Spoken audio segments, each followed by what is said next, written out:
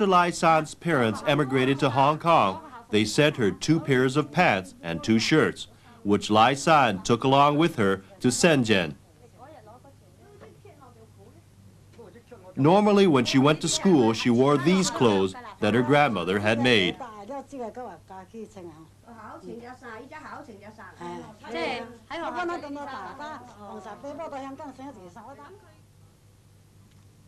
The grandparents say Lai San was very helpful around the house, doing chores like raking the leaves and feeding the pigs. They say Lai San was happy to think of going to her parents in Hong Kong, but she was sad to leave her grandparents and her old life in the village.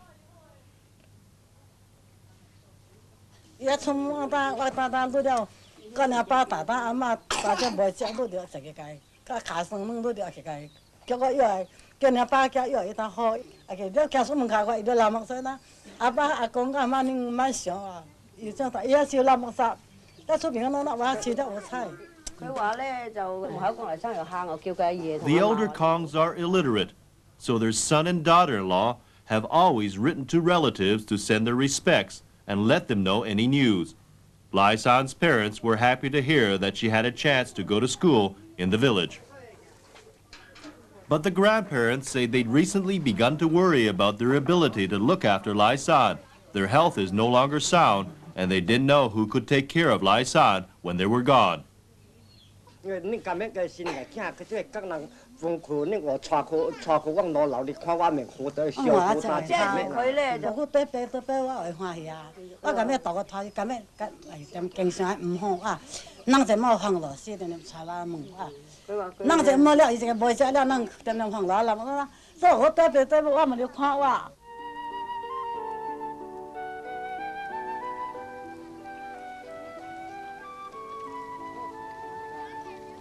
The story of Kong Lai San is really the story of thousands of families torn apart by dreams of a better future and an unyielding bureaucracy.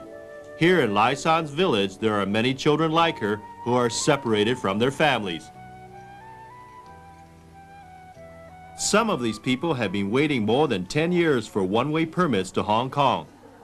11-year-old Ma Yi Mao on the right was left behind with his sister when his mother and younger brother were allowed to join his father in Hong Kong 5 years ago. 16-year-old Ah Yin and his brother have been left alone in the village for 3 years since his mother and younger brother left for Hong Kong. This woman, Chen Yujian, married a Hong Kong resident 18 years ago. Since then, she has borne him 3 children, but the family still has no hopes of a reunion. The father of this family went to Hong Kong after a relative applied for him 5 years ago.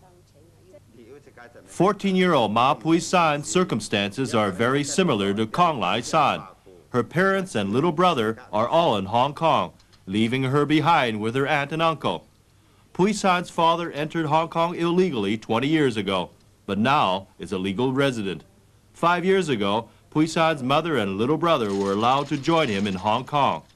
Chinese authorities normally allow only 1 child to be taken along, so Pui San was left behind. Another of Pui San's uncles went to Hong Kong with her father, but he still hasn't been able to bring his family to join him. If in the future his wife can only take 1 child with her to Hong Kong, the others will share Pui San's fate. In the past 5 years, Pui San's parents have twice told her uncle to take her to Shenzhen, where a snakehead could smuggle her across the border. But the uncle says that both times, after reaching Shenzhen, he didn't have the heart to put Pui San's life in the hands of the snakeheads.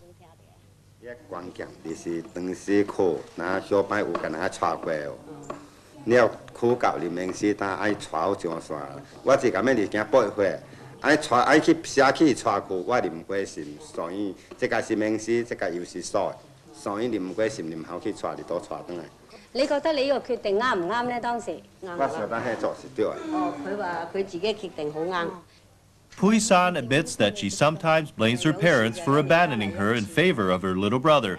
But she says she won't try to enter Hong Kong illegally if she feels it's too dangerous. But many other children are facing that danger by land or sea. In the first 3 months of this year alone, more than 700 children were captured by Hong Kong immigration officers. Officials say they've reached an agreement with China, and in future, Chinese officials won't issue permits in a way that breaks up families. But many of those already left behind still face a long wait, so the snakeheads will probably stay in business for some time to come. In the future, as in the past, many of those who attempt to make the crossing will inevitably run into problems, and some of these little lives will be tragically sacrificed to the sea.